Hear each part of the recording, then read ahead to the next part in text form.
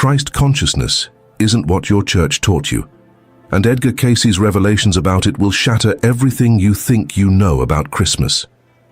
While millions celebrate the birth of Jesus, they're missing the actual gift he came to deliver, a state of divine awareness that every human soul can achieve. Cayce didn't just talk about Christ consciousness in abstract terms. Through his psychic readings, he revealed it as the single most important spiritual attainment available to humanity, the very essence of what Jesus embodied and what Christmas truly commemorates. This isn't about religion, rituals, or doctrines. It's about awakening a frequency of divine love within your own being that transforms you from a biological creature into a spiritual powerhouse. The question haunting you this Christmas season should be, are you celebrating Christ's birth, or are you actually living the consciousness he came to demonstrate? Share in the comments, what does Christ consciousness mean to you personally, and how do you recognize it in your daily life? Every December, as lights twinkle on trees and carols fill the air, humanity celebrates Christmas. But most people are celebrating a birthday party while completely missing the spiritual revolution Jesus came to ignite. Edgar Cayce, the most documented psychic in American history, spent decades in trance states accessing universal wisdom, and his readings on Christ consciousness reveal a truth so profound, it redefines everything. Jesus didn't come just to be worshipped. He came to show you what you can become. In his psychic readings, Cayce explained that Christ consciousness is not Jesus himself, but rather the awareness of the divine that Jesus perfectly embodied and demonstrated. It's the realization that God dwells within every soul, that you are not separate from the Creator, but an expression of divine love made manifest in physical form. Jesus achieved this consciousness completely, and his entire mission, his birth, his teachings, his resurrection, was to prove to humanity that this same divine awareness is your birthright. Christmas, then, isn't just remembering that a holy child was born in Bethlehem 2,000 years ago. Christmas is remembering that the same divine spark that animated Jesus exists within you right now, waiting to be awakened. Cayce revealed in his readings that Christ consciousness is the awareness of the oneness of self with the divine. It's recognizing that your soul is not a random accident in a meaningless universe, but an eternal extension of God's creative love. When Jesus said, "I and my Father are one," he wasn't claiming exclusive divinity. He was demonstrating a spiritual truth available to all. He was showing you the destination of your soul's journey. The Christ consciousness he embodied is a state where ego dissolves, where separation ends, where you know, not believe, but know that divine love is the fundamental reality of existence, and you are inseparable from it. Now here's where it gets deeply personal. Every Christmas you're surrounded by symbols, the star, the manger, the gifts. But Cayce's readings transform these from historical artifacts into spiritual mirrors. The star that guided the wise men, that's the divine light within your own consciousness, guiding you towards spiritual awakening. The manger, that humble stable, that's your human life, the modest earthly vessel in which Christ consciousness can be born. The gifts, those are the talents and opportunities God has given you to express divine love in the world. Are you using them? Or are they still wrapped up, unopened, while you go through the motions of celebrating someone else's spiritual achievement? Cayce explained that attaining Christ consciousness isn't about perfection, it's about alignment. It's the daily choice to act from love rather than fear, to see the divine in others rather than judgment, to recognize that every encounter is an opportunity to express the God force within you. Jesus didn't perform miracles because he had special supernatural powers denied to you. He performed them because he was fully aligned with divine consciousness, and in that alignment, what seems impossible becomes natural. Healing, transformation, even resurrection. These weren't violations of universal law, but demonstrations of what becomes possible when consciousness is fully awakened to its divine nature. Think about your life right now. How much of it is driven by ego, by the need to be right, to accumulate, to protect yourself, to judge others, to maintain separation? How much mental and emotional energy do you spend reinforcing the illusion that you are alone, isolated, separate from God and from other souls? This is the veil that Christ consciousness pierces. It's the awareness that dissolves fear because you recognize there is nothing to fear. You are, at your core, eternal divine love, experiencing itself through temporary physical form. The circumstances of your life aren't random. They're precisely designed opportunities for your soul to practice expressing divine consciousness in material reality.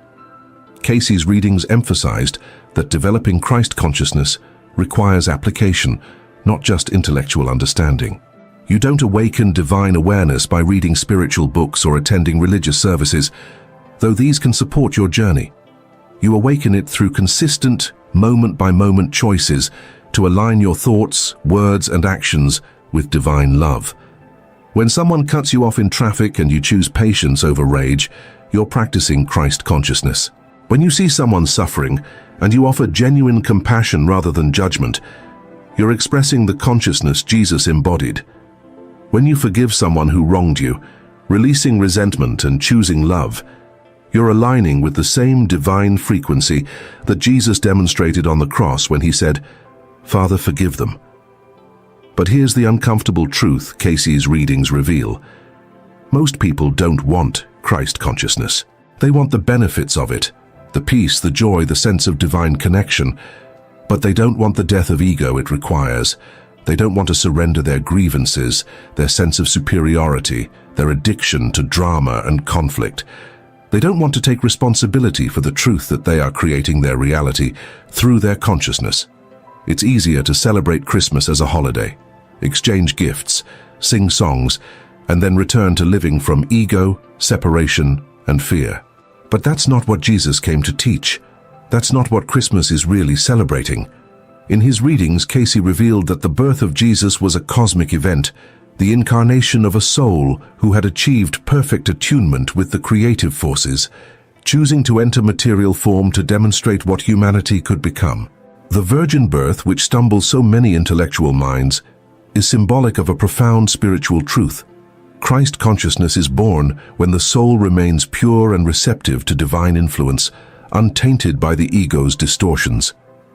Mary's willingness to say yes to the angel, to accept her role in bringing divine consciousness into the world, despite not understanding how it was possible, is the model for every soul's spiritual journey. Are you willing to say yes to the divine working through you, even when you don't understand how? The wise men who traveled far to honor the Christ child? Cayce explained that these represent the soul's long journey through many lifetimes, searching for spiritual truth, following the inner light of intuition and divine guidance. They brought gifts of gold, frankincense, and myrrh, symbols of spiritual treasures. Gold represents the purity and value of divine consciousness. Frankincense, used in sacred ritual, represents prayer and spiritual practice. Myrrh, used for anointing and burial, represents the willingness to let the false self die so the true self can be resurrected. What gifts are you bringing to the altar of your own spiritual awakening? What are you willing to sacrifice, not to appease an external God, but to clear space for divine consciousness to be born in you? Cayce taught that Jesus came at a specific moment in human evolution when souls were ready for this teaching, when consciousness had developed enough to grasp the concept of divine love made manifest. But the teaching isn't finished. You are the continuation of it. Every soul that awakens to Christ consciousness, that chooses to embody divine love in daily life, is fulfilling the mission Jesus began. You're not meant to worship him from a distance. You're meant to follow his example, to become what he demonstrated is possible. This is what he meant when he said, "Greater works than these shall you do." He wasn't being modest. He was telling you that as consciousness evolves, as more souls awaken, the collective expression of divine love through humanity will exceed even his individual demonstration. Consider this carefully. What would your life look like if you actually lived from Christ consciousness? If every thought, word, and action flowed from the awareness of divine love within you? Would you still hold that grudge?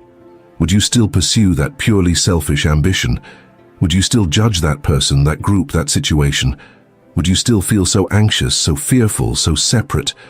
Or would you experience what Cayce described, an inner peace that surpasses understanding, a joy that doesn't depend on circumstances, a love that flows naturally toward all beings because you recognize the divine in everyone and everything. Cayce revealed that Christ consciousness is not achieved once and maintained forever without effort. It's a state you practice, you cultivate, you choose repeatedly. Jesus maintained it perfectly, but even he had to actively choose it in the Garden of Gethsemane when facing crucifixion. He had to choose alignment with divine will over ego's desperate desire for self-preservation. "Not my will, but yours," is the prayer of Christ consciousness, the recognition that ego's perspective is limited and often wrong, while divine consciousness sees the bigger picture, the soul's true needs, the highest good. How often do you pray this prayer? How often do you surrender your personal agenda to divine guidance? If you're finding value in this exploration of what Christmas really celebrates, I invite you to like this video and subscribe to the channel. We're building a community of souls committed to spiritual awakening, not just religious observation. Your engagement helps this message reach others who are ready to move beyond celebrating Christ to actually embodying Christ consciousness. The Christmas story doesn't end with Jesus' birth. That's just the beginning. His entire life was a teaching demonstration. Every parable, every healing, every moment of compassion was showing you what living from Christ consciousness looks like in practical earthly terms. When he touched lepers, he was demonstrating that divine love recognizes no separation, no unclean, no outcasts. When he forgave the woman caught in adultery, he was showing that Christ consciousness doesn't condemn but understands and offers redemption. When he welcomed children, he was revealing that divine consciousness is simple, direct, trusting, not complicated by ego's endless mental machinations. When he washed his disciples' feet, he was embodying the truth that Christ consciousness serves rather than dominates, loves rather than controls. And the crucifixion. Cayce's readings reveal this as the ultimate demonstration of consciousness transcending material limitation. Jesus maintained divine awareness even through torture and death because he knew, not hoped, not believed, but knew that his true self, his consciousness, was eternal and could not be destroyed. The resurrection proved it. Death couldn't contain Christ consciousness because consciousness is fundamental reality. Matter is temporary expression. You fear death because you've identified with your body, your personality, your ego. But these are just the vehicles through which your eternal consciousness is expressing in this particular lifetime. Christmas celebrates the birth, but Easter proves what Cayce taught. Consciousness is immortal, divine love is indestructible, and you are so much more than this physical form. Here's the question that should be haunting you as you navigate this Christmas season. Are you celebrating the birth of Christ consciousness in yourself, or are you still living from ego, separation, and fear while attending religious services that tell you to worship someone who explicitly told you to follow him? Jesus didn't say, "Look at me and stay where you are." He said, "Follow me," meaning walk the same path, develop the same consciousness, express the same divine love. He said, "The kingdom of heaven is within you," meaning the divine reality you seek is not external, not in buildings or rituals, but in your own consciousness when you align with the divine presence always existing at your core. Cayce taught that every soul chooses before incarnating the specific circumstances, relationships, and challenges that will best serve its spiritual evolution. Your life isn't random. The difficulties you face aren't punishments. They're opportunities to practice choosing Christ consciousness over ego reaction. That challenging family member you're about to see at Christmas dinner? They're not there to ruin your holiday. They're there to give you a chance to practice unconditional love, patience, forgiveness, the very qualities of Christ consciousness. That financial pressure, that health issue, that disappointment, these aren't obstacles to your spiritual life. They are your spiritual life, the material through which you're learning to maintain divine awareness, regardless of external circumstances. The readings reveal that Christ consciousness is humanity's destiny, not just a rare achievement for special souls. Every soul is on a journey toward full awakening, though most are taking a very long, winding path because they resist the direct route Jesus demonstrated. You can spend 1,000 lifetimes learning through suffering, conflict, and separation, Or you can choose now, today, to begin practicing the consciousness Jesus embodied. It's not about perfection. It's about direction. It's not about never making mistakes. It's about consistently choosing to return to divine alignment when you notice you've slipped into ego. Cayce explained that meditation is essential for developing Christ consciousness because it creates space for your awareness to shift from ego identification to divine identification. In meditation, when mental chatter quiets, you touch the reality of what you are beyond personality, beyond body, beyond circumstances, pure consciousness, divine love, eternal spirit. This direct experience is what Jesus had continuously. He lived from that awareness. Most people get brief glimpses of it in meditation, prayer, nature, moments of deep love or creativity, and then immediately return to ego identification. The spiritual journey is learning to extend those moments, to live more and more from that awareness, until eventually it becomes your natural state. Now here's what makes this teaching so powerful. You don't need permission to develop Christ consciousness. You don't need a priest, a church, a ritual, or an authority figure to grant you access to the divine within you. Jesus proved that the connection is direct, immediate, always available. Religion can support your journey or hinder it, depending on whether it points you back to the divine within you or keeps you dependent on external structures and authorities. Cayce, who was a devout Christian, understood this paradox. True Christianity points you toward experiencing Christ consciousness yourself. False Christianity keeps you worshipping at a distance, never quite believing you could embody what Jesus demonstrated. Think about the prayers you pray. Are they attempts to manipulate an external God into giving you what your ego wants? Or are they practices of aligning your consciousness with divine will, of opening yourself to guidance, of remembering your oneness with the creative forces? Cayce taught that prayer isn't about convincing God to change his plans. It's about changing your consciousness to align with divine consciousness. When you pray, "Thy will be done," you're not surrendering to a domineering deity. You're recognizing that divine wisdom exceeds ego's limited perspective, and you're choosing to trust that wisdom even when you don't understand it. The Christmas message, as Cayce's readings reveal it, is ultimately about hope. Not hope that someone else will save you, but hope that awakening is possible, that transformation is real, that you can evolve from ego-driven suffering to divine love-driven peace. Jesus didn't die for your sins in the sense of paying some cosmic debt to an angry God. He demonstrated through death and resurrection that consciousness cannot be destroyed, that divine love transcends all material limitation, that the true self is eternal. His sacrifice was the choice to incarnate fully in material form, knowing the pain and limitation it would involve, in order to demonstrate this truth to souls lost in identification with matter. So as you celebrate Christmas this year, I invite you to shift your focus. Rather than just exchanging gifts and attending services, make this a turning point in your spiritual journey. Make a commitment to practice Christ consciousness in your daily life. Start each morning with a moment of meditation, remembering the divine presence within you.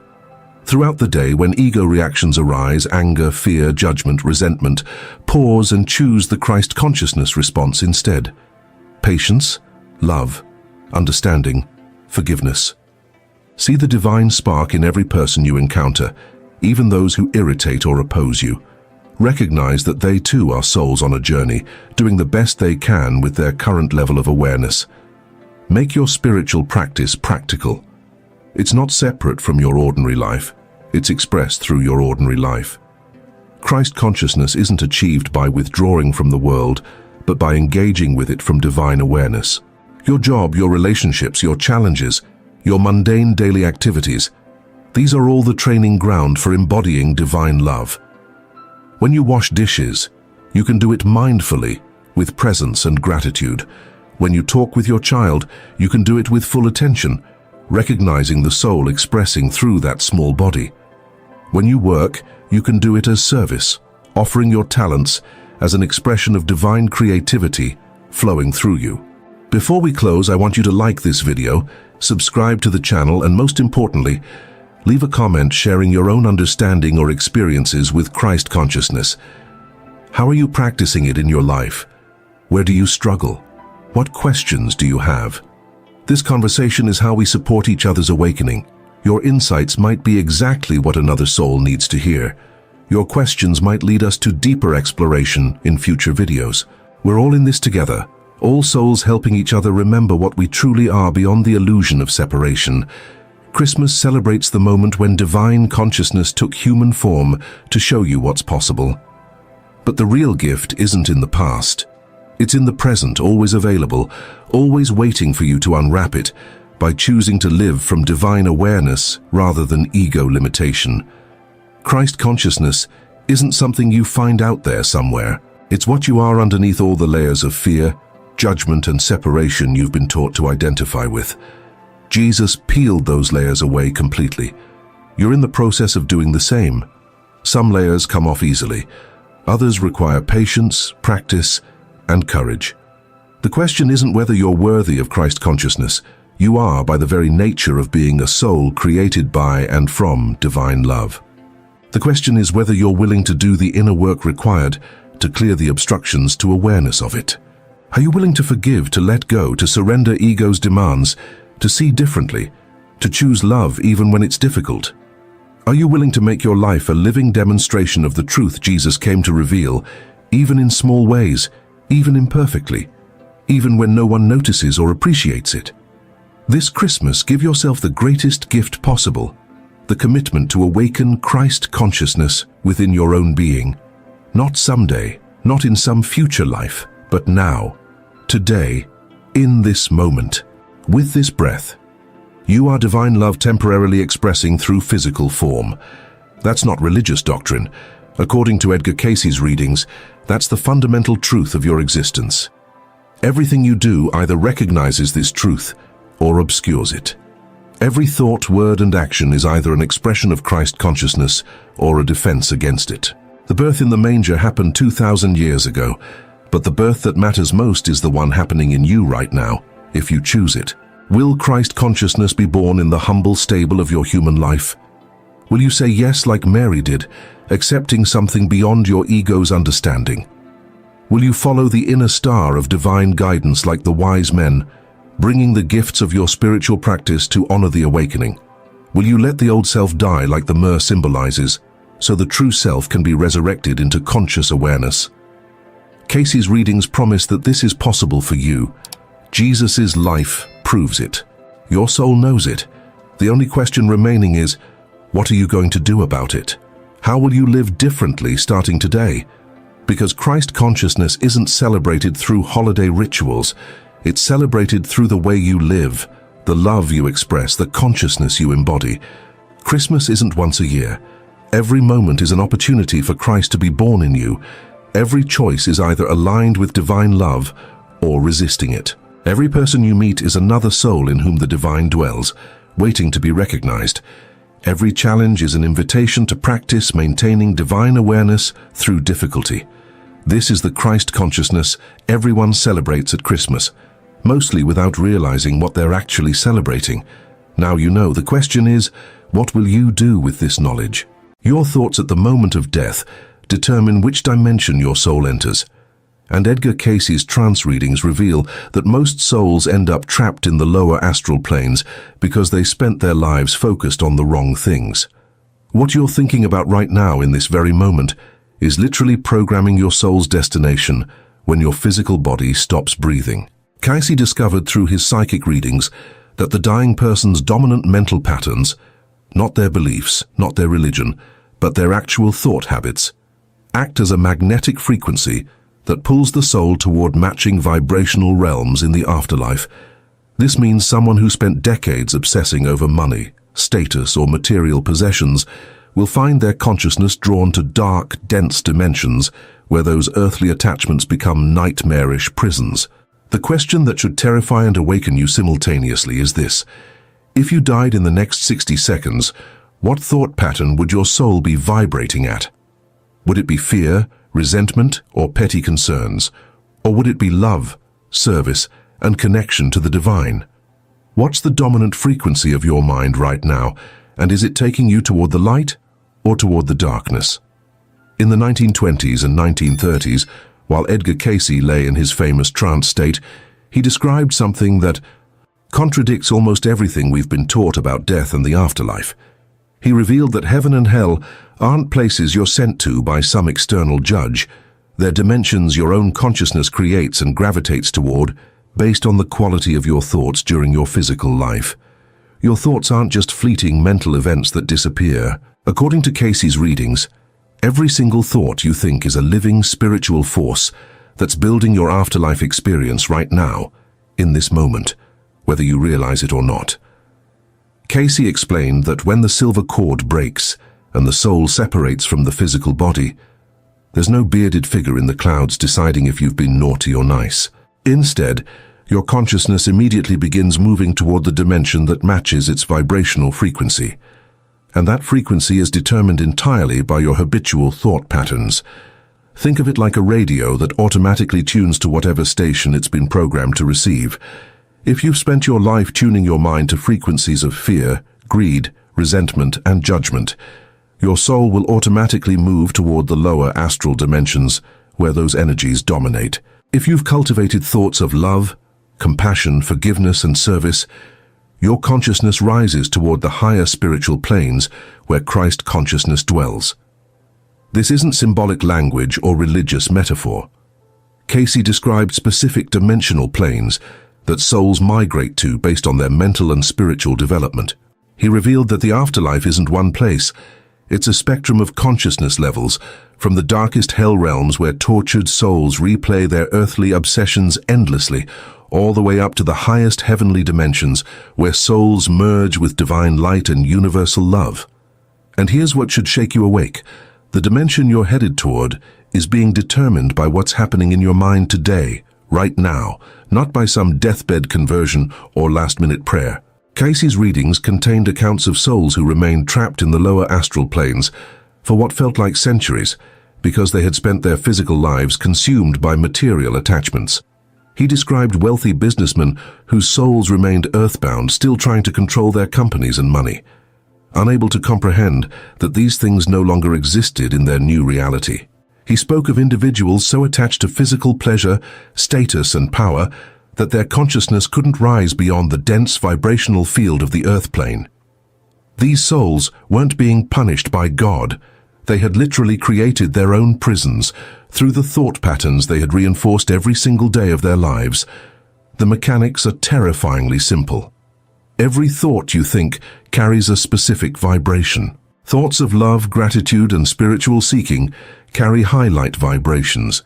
Thoughts of fear, anger, jealousy, and materialism carry low, dense vibrations.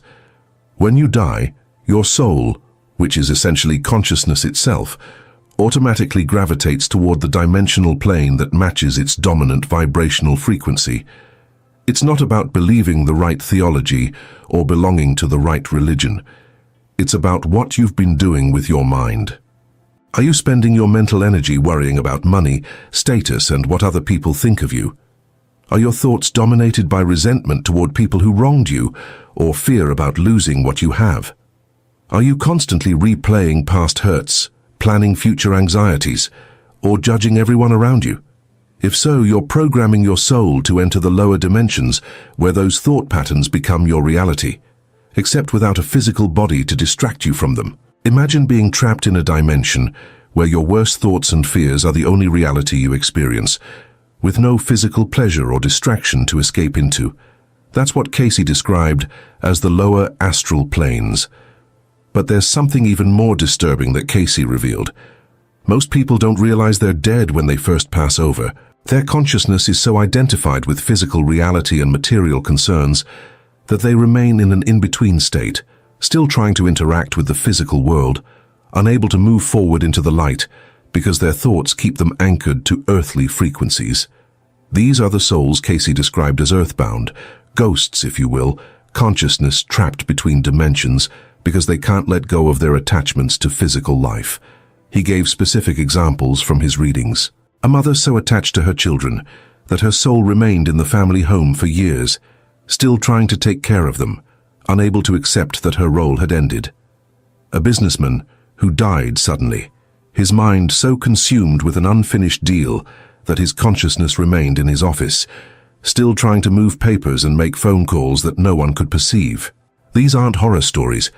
They're warnings about what happens when we let our thoughts become so entangled with temporary earthly concerns that we lose our connection to our eternal spiritual nature. Now let me ask you something that should stop you in your tracks. What percentage of your daily thoughts are about eternal spiritual matters versus temporary material concerns? If you're honest, you'll probably realize that 95% or more of your mental energy goes toward things that won't matter at all the moment you die. Your career anxieties, your financial worries, your social status, your physical appearance, your grudges, your plans for acquiring more stuff, all of it becomes absolutely meaningless the second your heart stops beating. But if that's where your consciousness has been living, that's where your consciousness will remain. Cayce taught that the transition through death should be a graduation, an awakening into higher consciousness. But for most souls, it becomes a crisis, because they've spent their entire physical lives practicing the wrong thoughts. Death doesn't change who you are, it reveals who you've become through your habitual thought patterns. If you've become someone whose identity is wrapped up in your possessions, your status, your physical body, and your earthly roles, then death strips all of that away and leaves you with just your consciousness. And that consciousness will be in complete confusion and darkness if it's been trained to focus only on material reality.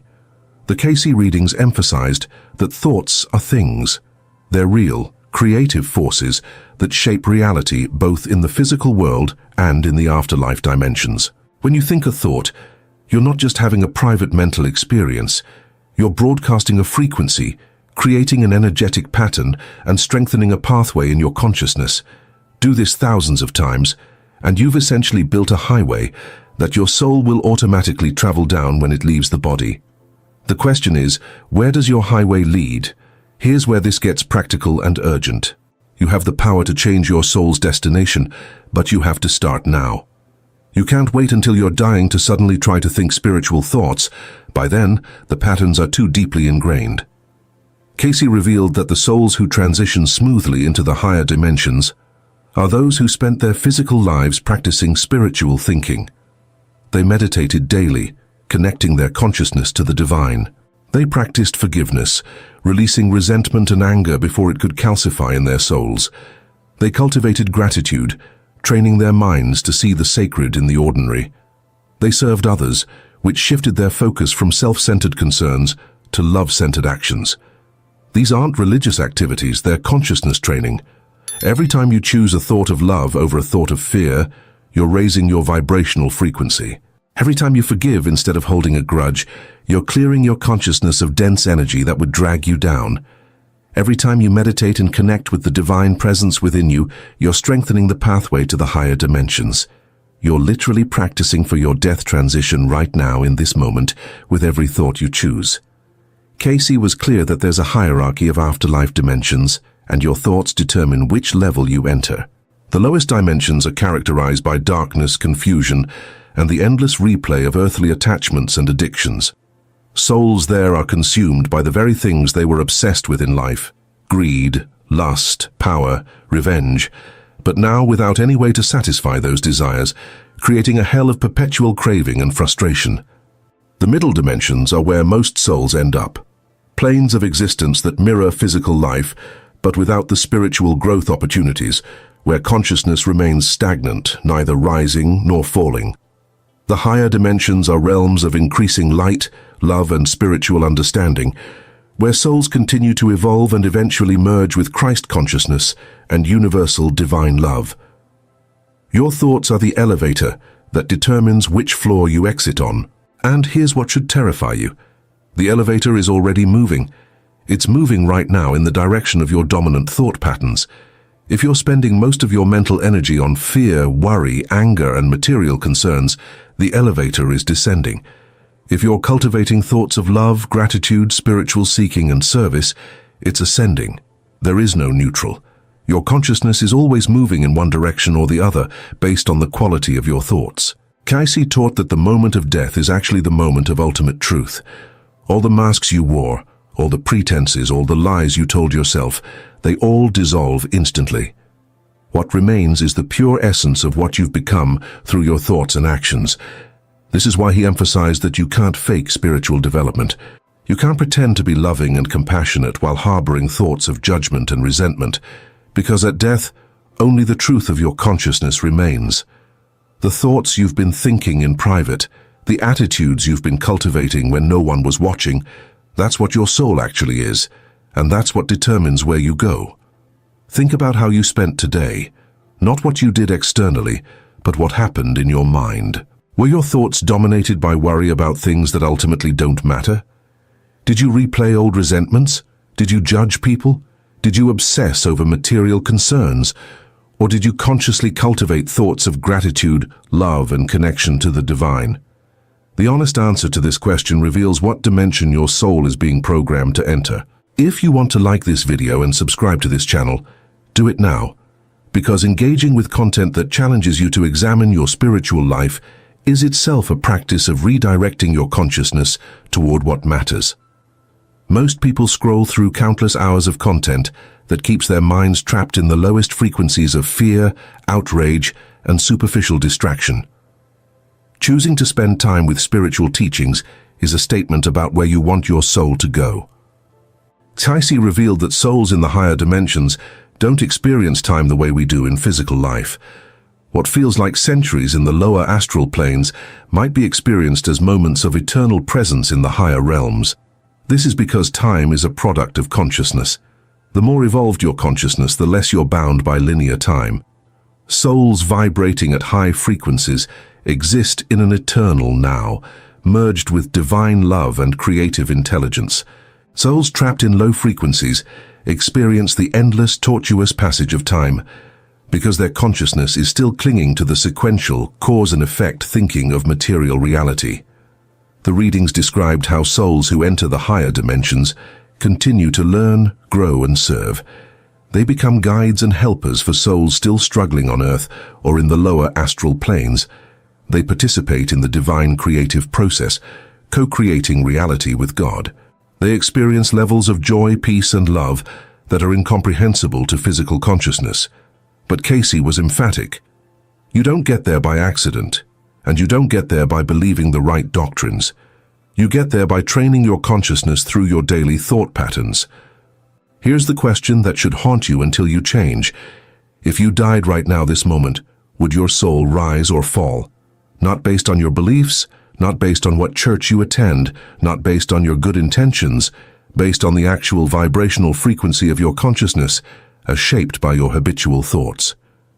Would you float upward into light and love, or would you sink into the dense, dark dimensions where fear, anger, and attachment rule? The answer is written in your mind right now, in the thoughts you've been thinking all day, every day, for years. Cayce taught that death is not an end. It's a transition into a dimension that matches your consciousness. If your consciousness has been living in hell, the hell of constant worry, resentment, fear, and material obsession, then that's where you'll find yourself after death, except now without the distractions and pleasures of physical life to numb you to it. If your consciousness has been living in heaven, the heaven of love, peace, gratitude, and spiritual connection, then that's where you'll transition to, experiencing it in its fullest, unfiltered intensity. Most people are sleepwalking toward their afterlife destination, completely unaware that every thought is a step in that direction. They think death is something that happens to them, when in reality, death simply reveals what they've become. The judgment isn't coming from outside. It's the natural law of consciousness seeking its own level. So what do you do with this information? You start treating your thoughts as the sacred creative forces they are. You begin a daily practice of meditation, even if it's just 5 or 10 minutes, to connect with the divine presence within you and raise your vibrational frequency. You practice forgiveness, not because the people who hurt you deserve it, but because holding on to resentment is literally building your hell dimension. You cultivate gratitude, training your mind to see the sacred gifts in your life, rather than focusing on what you lack. You serve others, shifting your consciousness from self-centered survival to love-centered contribution. Every single day, you're casting your vote for where your soul will go. Every thought is a vote. Every emotion is a vote. Every action based on love or fear is a vote. The election is happening right now, and you're the only one who can determine the outcome. Cayce was shown in his readings that the afterlife is not static. Souls can progress from lower dimensions to higher ones, but it requires the same thing it requires here: a change in consciousness through a change in thought patterns. The difference is that in physical life, you have the advantage of time, a body, and the friction of material reality to help you practice and grow. After death, change becomes much harder because you no longer have those tools. That's why Cayce called physical life the greatest opportunity for spiritual development, because here you can practice changing your thoughts and actually see the results in your external life, which reinforces the new patterns. The souls who transition most peacefully are those who have spent their lives seeing death not as an end to be feared, but as a graduation to be prepared for. They've been practicing dying, not physically but mentally, by learning to let go of attachments, release fears, and focus their consciousness on eternal rather than temporary concerns. When their physical death comes, it's not a crisis, but a natural next step, because they've already been living in the higher dimensions mentally and spiritually. What Cayce revealed should fundamentally change how you live today. It means that the most important thing you can do with your life isn't achieving success, accumulating wealth, or gaining status. It's training your consciousness to vibrate at the frequency of love and divine connection. Everything else is a distraction from this central mission. And here's the devastating truth. Most people realize this only when they're dying, and by then, decades of thought patterns have created a momentum that's almost impossible to reverse. You have this moment. You have this day. You have the power to choose your next thought and your next and your next. Each one is either lifting you toward the light or pulling you toward the darkness. There's no neutral ground. Your soul's destination after death isn't some mystery that will be revealed later. It's being determined right now by what you're doing with your mind. The urgent invitation here is to wake up to the reality that your thoughts are deciding your eternal fate. Not your beliefs about theology, not your religious membership, not your external behavior when people are watching. Your actual habitual thought patterns that run through your mind all day, every day. Those thoughts are the currency of the afterlife, and you're either bankrupt or wealthy based on what you've been cultivating. I want you to take a moment before you leave this video and ask yourself these questions. What dimension is my consciousness vibrating at right now? If I died today, would I rise or fall? What needs to change in my thought life for my soul to graduate into the higher dimensions rather than remaining trapped in the lower ones? And most importantly, am I willing to do the daily spiritual work required to change my destination? Or will I continue sleepwalking toward whatever afterlife my unconscious thought patterns are creating? Subscribe to this channel and leave a comment sharing your biggest realization from this video. Not for me, but for yourself, because articulating your spiritual insights is part of the consciousness training that lifts you toward the light. What's one thought pattern you recognize you need to change based on what you've learned from Cayce's teachings today? The invisible worlds surrounding you right now contain more souls than every human currently alive on Earth. Edgar Cayce, America's most documented psychic, spent decades mapping these hidden dimensions in extraordinary detail during his trance states, describing realms where thought becomes instant reality, where souls gather in cities of light, and where your deceased loved ones continue their evolution through planes of existence most people can't even imagine. What he revealed challenges everything you've been taught about the afterlife. These aren't vague heavenly concepts or religious abstractions. Cayce described specific dimensional planes with their own laws of physics, their own inhabitants, and their own purposes in your soul's eternal journey. The most unsettling part, according to his readings, the dimension you'll enter after death is being determined by the consciousness you're cultivating right now, in this very moment. Your thoughts, intentions, and spiritual focus today are quite literally building your afterlife reality. What world are you creating? Share in the comments what dimension you believe your current consciousness is preparing you for. When Edgar Cayce entered his self-induced trance states, he didn't just glimpse the afterlife, he traveled through it. His readings describe the architecture of invisible worlds with the precision of a cosmic cartographer, revealing that what we call the other side is actually a complex system of dimensional planes, each vibrating at different frequencies, each serving specific purposes in the soul's eternal evolution. This isn't speculation or religious mythology. This is information that came through one of the most carefully documented psychic sources in American history, a man whose medical readings were verified by physicians and whose life readings provided details that were later historically confirmed. Cayce explained that the moment physical death occurs, consciousness doesn't simply float to one generic heaven. Instead, the soul transitions to whichever dimensional plane matches its dominant vibrational frequency, the spiritual level it cultivated during earthly life. Think about that. You're not judged and assigned to a realm by an external deity. You're drawn magnetically to the dimension that resonates with the consciousness you've been building every single day of your life. The invisible worlds aren't destinations you arrive at after judgment.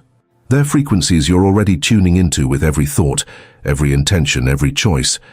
In his readings, Cayce described multiple planes of existence beyond the physical. He spoke of realms where souls gather immediately after death to rest and review their completed lives. He described planes of learning where advanced souls study cosmic laws and prepare for future incarnations. He revealed dimensions where souls work together on collective spiritual projects, and planes where those who died with lower consciousness remain trapped in confusion until they're ready to ascend. Each dimension operates according to different laws. In some planes, thought creates reality instantaneously. In others, time functions completely differently than it does here.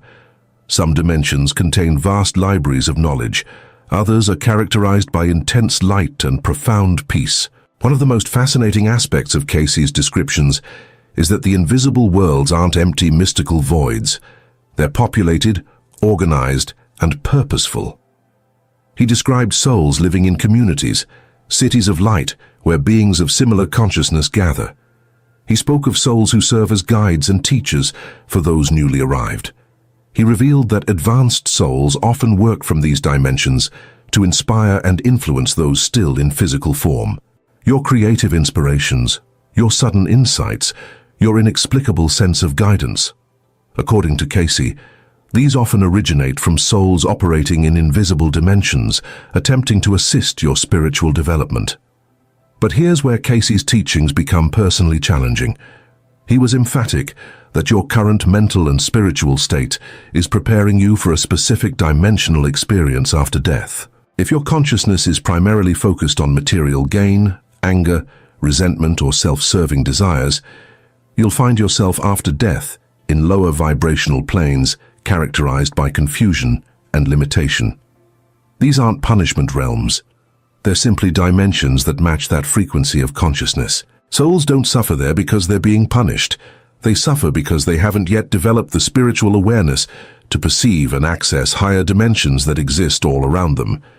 Conversely, if you're cultivating consciousness characterized by love, service, spiritual seeking, and alignment with divine purpose, you're preparing yourself to enter higher dimensional planes after death, realms of extraordinary light, wisdom, and creative power. Cayce described these higher planes as places where souls experience profound joy, where communication happens through direct thought transmission, where the beauty surpasses anything physical reality can offer. But entry isn't granted by divine decree. Entry happens because your consciousness has literally evolved to perceive and function at that frequency. Here's what most people miss. According to Cayce, you're already interacting with these invisible dimensions while you're alive. During sleep, your soul regularly travels to various planes. Your dreams aren't just random neural firing. They're often memories of actual experiences in dimensional realms your consciousness visits while your body rests. Deep meditation can provide glimpses into higher planes. Moments of profound inspiration or spiritual insight represent your consciousness briefly touching dimensions beyond the physical. You're not separate from the invisible worlds. You're already a multi-dimensional being, though most of your awareness remains focused on physical reality. Cayce also revealed something that contradicts popular spirituality. Not everyone goes to the same place after death, and not everyone immediately experiences peace and light. Some souls, particularly those who died suddenly or violently, or those who were deeply attached to physical existence, find themselves in what Cayce called the borderland, a dimension very close to the physical plane. These souls can sometimes perceive the physical world but can't interact with it in the ways they desire. They may not even realize they've died. They exist in a state of confusion until guides from higher dimensions help them understand their situation and assist their transition to appropriate realms for their continued development. This borderland dimension explains phenomena like hauntings, apparitions, and the sense of presence people sometimes feel from the recently deceased. These aren't demons or lost souls in the traditional religious sense.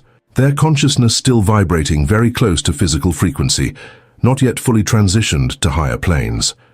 According to Cayce, prayer and loving thoughts from those still in physical form can actually help these souls, providing them with energetic assistance to move toward the light, toward higher dimensional frequencies where they can continue their spiritual evolution.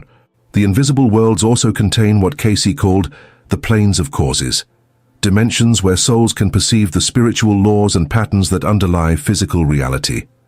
From these planes, advanced souls can see how thoughts create circumstances, how karmic patterns unfold across lifetimes, how divine order operates through apparent chaos. These are teaching dimensions, places where souls study between incarnations, preparing for their next physical experience. Cayce suggested that much of what we call genius or prodigy talent in children represents knowledge and skills cultivated in these planes before birth, brought into physical incarnation as the soul's spiritual gift. Now let's address the question you're probably asking yourself. What determines which dimensional plane you're preparing for? Cayce was specific about this. It's not about religious affiliation. It's not about how many good deeds you performed or how much money you donated. It's about the quality of your consciousness, your capacity for love, your dedication to spiritual growth, your willingness to serve purposes beyond your own ego gratification. It's about whether you've been living as a spiritual being having a human experience, or whether you've been living as if physical reality is all that exists.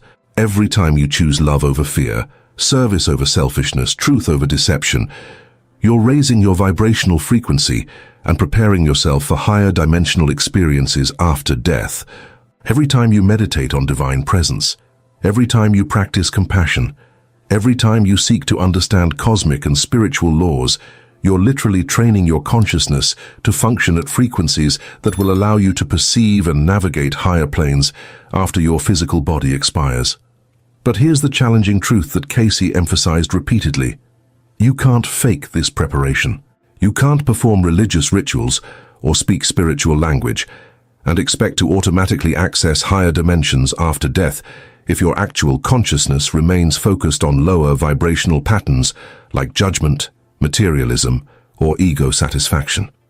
The invisible worlds respond to what you actually are, not what you claim to be or wish to be. Your vibrational frequency is determined by your dominant patterns of thought, emotion, and intention, the spiritual reality you're actually living, not the spiritual identity you're performing. Cayce also described dimensions that exist beyond what souls normally experience after death from Earth. He spoke of cosmic planes where highly advanced beings exist, entities who have evolved far beyond the need for physical incarnation, who serve as guardians and guides for entire planetary systems. He revealed that the universe is infinitely more populated than physical astronomy suggests. The invisible dimensions teem with conscious life, with beings at various stages of spiritual evolution, with communities and civilizations that exist in frequencies beyond physical matter.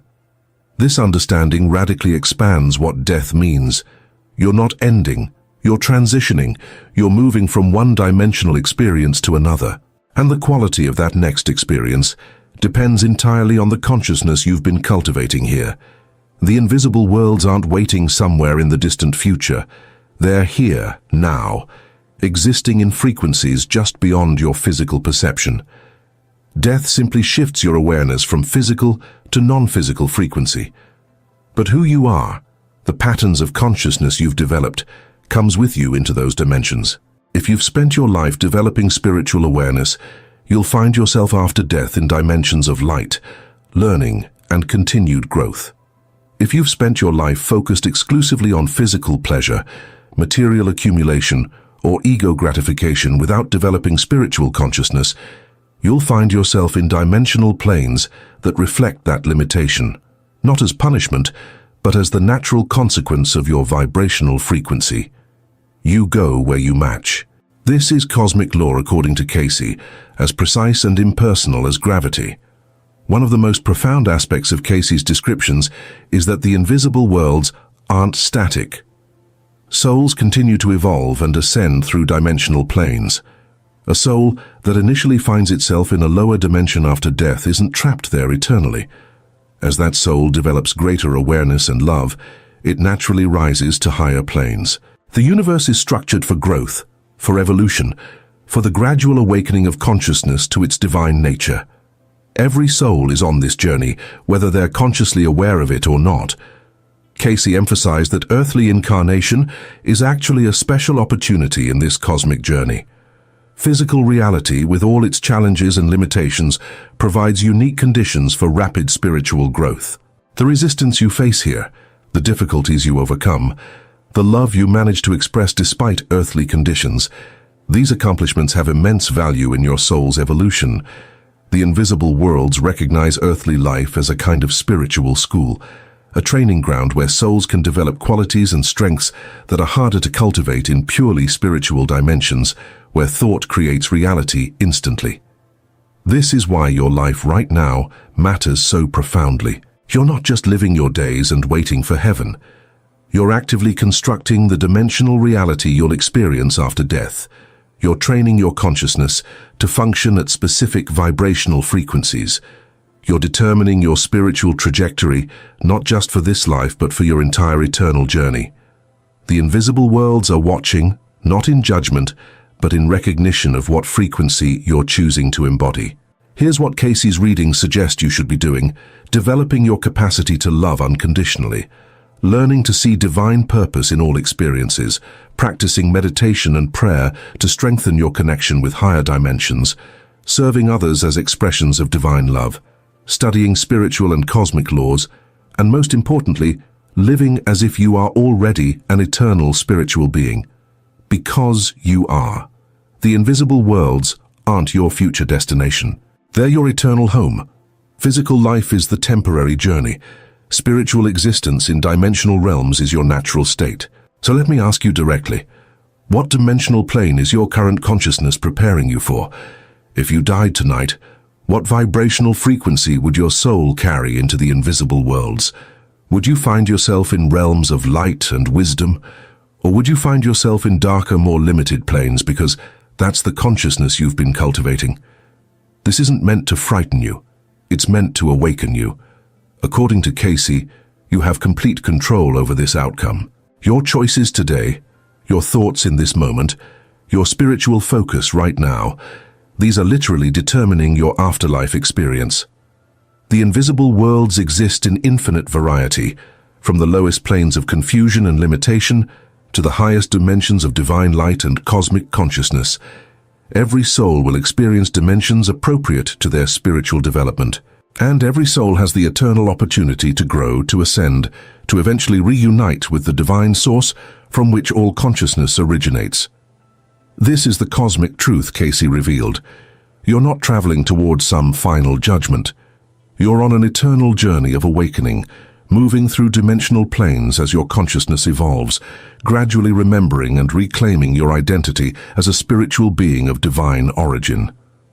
The question isn't whether invisible worlds exist. According to Cayce's extensively documented readings, they absolutely do, populated by billions of souls at various stages of evolution, organized into dimensional planes that function according to precise spiritual laws. The question is whether you're consciously preparing for your eventual transition to those realms. Are you developing the consciousness that will allow you to perceive and navigate higher dimensions? Or are you living as if physical reality is all that exists, unconsciously preparing yourself for lower dimensional experiences characterized by confusion and limitation after death, Edgar Cayce dedicated his life to revealing these truths, not to satisfy curiosity about the afterlife, but to inspire people to live differently now, to recognize themselves as eternal spiritual beings, to understand that every thought, every action, every intention is building their vibrational frequency, to realize that the invisible worlds aren't separate from daily life, they're the greater reality within which physical existence is temporarily nested. You're already a multidimensional being. The question is whether you're aware of it, whether you're actively developing your spiritual nature, whether you're preparing yourself for conscious participation in the invisible worlds that await you. If you found this exploration of Cayce's dimensional teachings valuable, please like this video and subscribe to this channel. We're creating a community of people committed to understanding authentic spiritual truth and living according to cosmic principles. Your engagement helps these teachings reach others who are searching for deeper understanding of their eternal nature. The invisible worlds are calling to you even now, inviting you to recognize your spiritual identity, to develop your consciousness, to prepare yourself for the dimensional experiences that lie beyond physical death. Will you answer that call? Will you live today as the eternal spiritual being you actually are? Or will you continue sleepwalking through life, unaware of the greater reality that surrounds you and the dimensional future you're actively creating with every choice you make? Your soul carries an invisible signature that determines whether you ascend or descend in your next life. And according to Edgar Cayce's trance readings, most people are engraving the wrong pattern without even realizing it. This isn't about being good or bad in the conventional sense. Cayce revealed that certain souls develop an inner architecture, a vibrational blueprint that literally pulls them toward lower dimensions of existence after death, trapping them in cycles of increasing density and spiritual amnesia. What's terrifying is that this pattern isn't formed by dramatic sins or obvious moral failures. It's built through subtle daily choices that seem harmless, even normal, in modern life. The souls Cayce encountered in his readings, who had descended into what he called the borderland or realms of confusion, all shared specific inner characteristics that you might recognize in yourself right now. This isn't metaphorical. Cayce described actual dimensional planes where consciousness becomes trapped, unable to ascend toward the light. Are you unknowingly constructing the vibrational pattern that will drag your soul downward? What inner signature is your daily life creating? Drop a comment sharing what spiritual pattern you think you're building right now and whether it's leading you up or down. In thousands of psychic readings conducted between the 1920s and 1940s, Edgar Cayce entered altered states of consciousness and accessed what he called the Akashic records, the universal library of every soul's journey through time and space. What he discovered should shake every person who believes their spiritual trajectory is secure.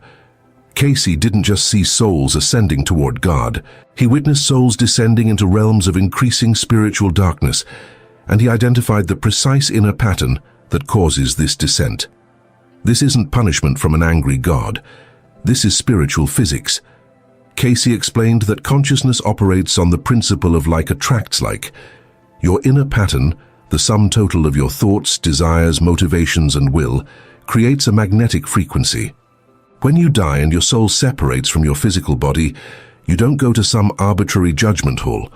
You are drawn magnetically to the dimension that matches your vibrational signature. And here's what most people miss. You're building that signature right now in this very moment, with every thought you think and every choice you make. Cayce identified several core characteristics that create what we might call a descending pattern. These aren't the obvious sins that religious people warn about. These are subtle internal orientations that seem normal, even encouraged in modern society. The first and most dangerous is selfishness, but not the way you think. Cayce wasn't talking about occasionally putting yourself first or taking care of your own needs. He was describing a fundamental orientation of consciousness where the self becomes the center of the universe, where every decision is filtered through, what do I get out of this? This creates a gravitational pull inward, a collapse of consciousness towards smaller and smaller circles of concern, until the soul becomes so dense, so contracted, that it literally cannot perceive higher dimensions of light. In his readings, Cayce encountered souls who had become so self-absorbed through multiple lifetimes that they had lost the ability to recognize spiritual truth even when confronted with it directly. They had descended into what he called realms of confusion, dimensions where souls wander in darkness, unable to remember who they are or where they came from. These aren't metaphorical hells. These are actual planes of existence that interpenetrate our physical world, populated by entities who have contracted their consciousness so severely that they've lost connection with the divine source. The second pattern Cayce identified is materialism, the belief that physical reality is all that exists. When your consciousness is entirely focused on matter, on accumulating things, on controlling physical circumstances, you create a vibrational pattern that binds you to the densest levels of existence. Cayce saw souls who had been so identified with wealth, possessions, and physical power in previous lives that after death they couldn't release their attachment to the material plane. They remained earthbound, confused, unable to move toward the light because they literally couldn't see it. Their consciousness had become so dense, so materialized, that spiritual reality was invisible to them. Are you building this pattern? How much of your mental energy is consumed by thoughts of money, possessions, status, physical appearance, or material security? Cayce wasn't suggesting we should ignore practical needs. He was warning about the internal orientation, where matter becomes more real to you than spirit, where your identity is constructed entirely from physical circumstances rather than from your eternal nature as a soul created in God's image. The third descending pattern is the most subtle and perhaps most dangerous: spiritual laziness. Cayce called this the pattern of those who know to do good, but do it not.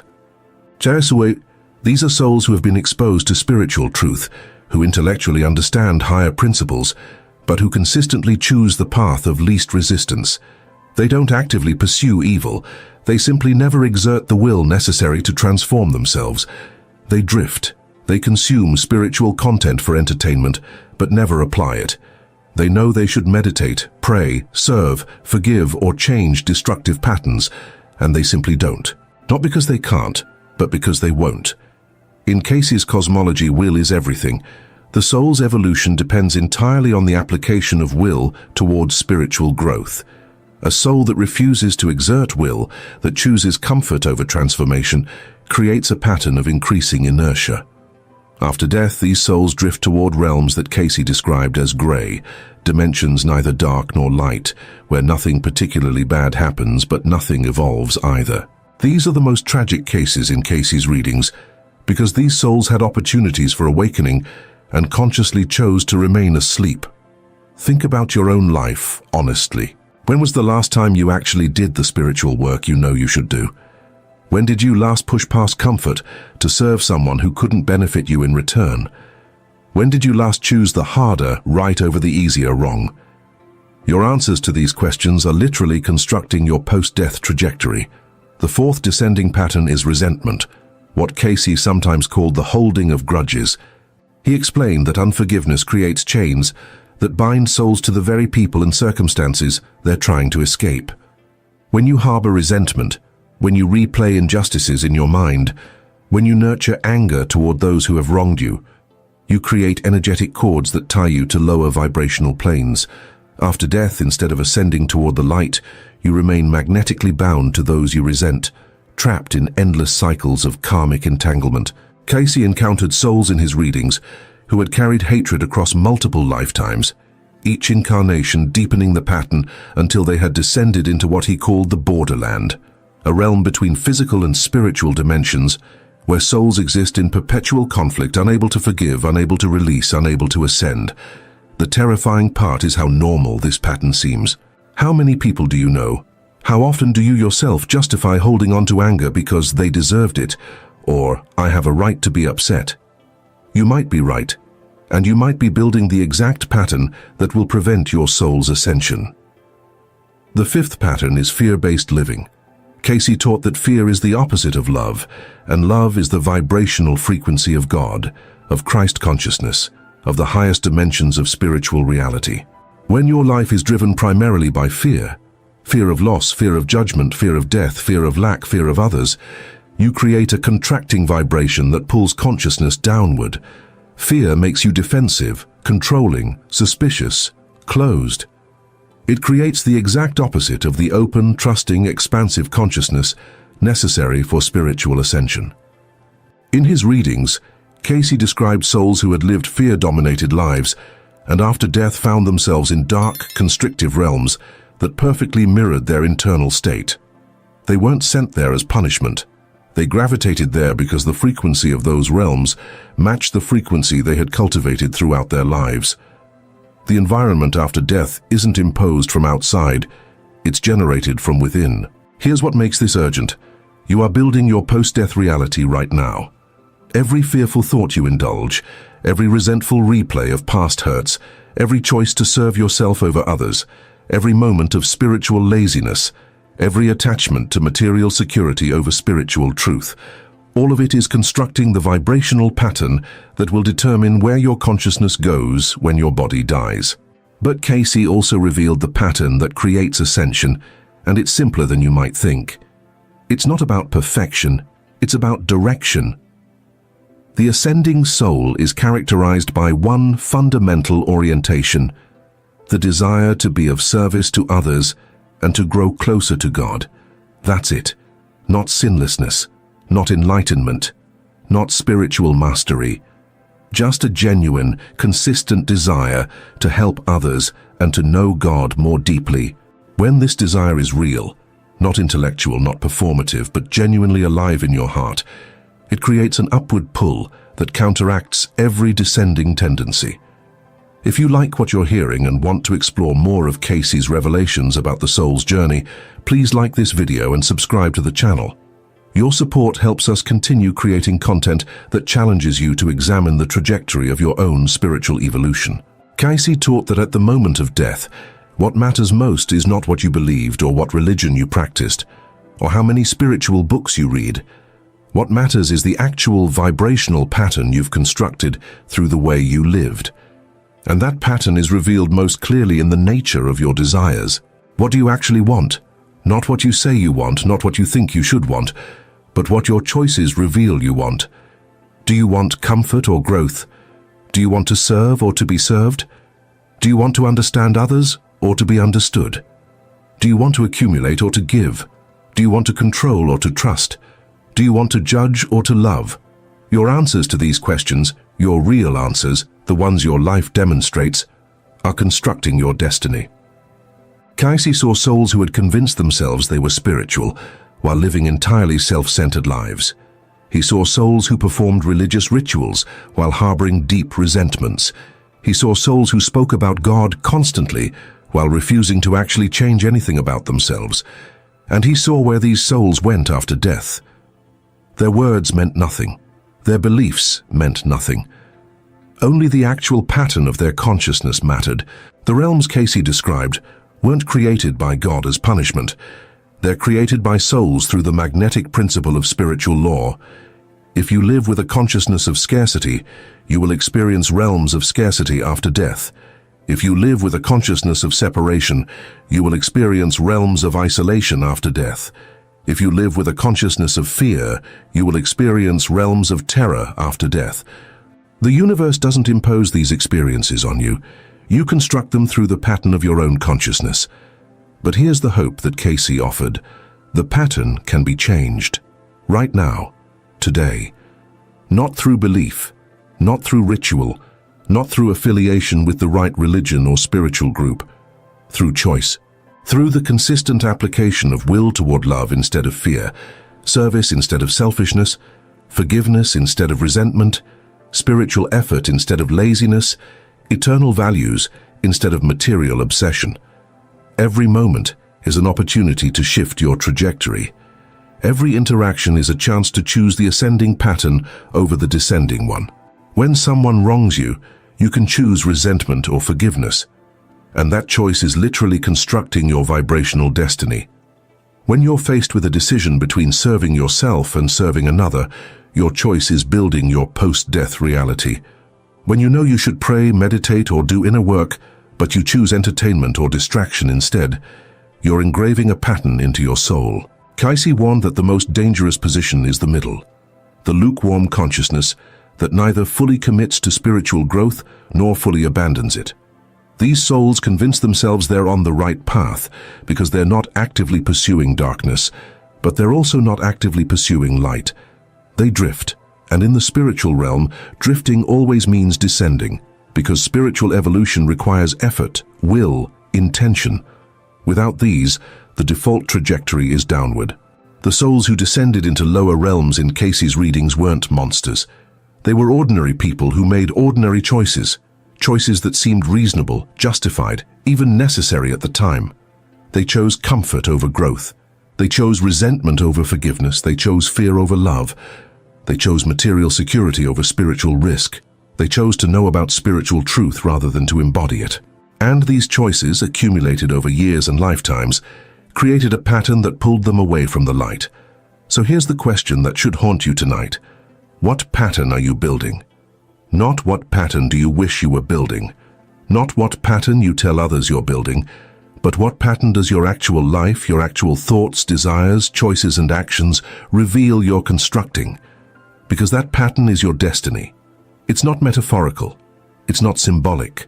It's the literal vibrational blueprint that will determine where your consciousness goes the moment your heart stops beating. You can change it, but you have to want to, and you have to be willing to do the work. Cayce taught that the soul's evolution is entirely in its own hands. God doesn't send souls to lower realms. Souls create those realms through the pattern of their own consciousness and are drawn there by perfect spiritual law. And souls ascend to higher realms not because they earned it or deserved it, but because they constructed a pattern of consciousness that vibrates at that frequency. If this message has challenged you, if it's forced you to examine the actual trajectory of your spiritual life rather than the one you imagine or hope for, then leave a comment sharing what you're realizing about your own pattern. Are you building ascension or descent? What needs to change? This isn't a comfortable conversation, but it's the most important one you can have, because unlike every other decision in your life, this one has eternal consequences. The time to change your pattern isn't someday. It isn't when circumstances are better or when you're more prepared or when you've figured everything out. It's now, today, this moment. Because this moment is when you're constructing your destiny. The pattern you're building right now, with the thoughts you're thinking, the desires you're nurturing, the choices you're making, is the pattern that will determine your soul's trajectory after death. Choose wisely, choose consciously, and choose with the eternal reality of your soul in mind, not just the temporary comfort of your current circumstances.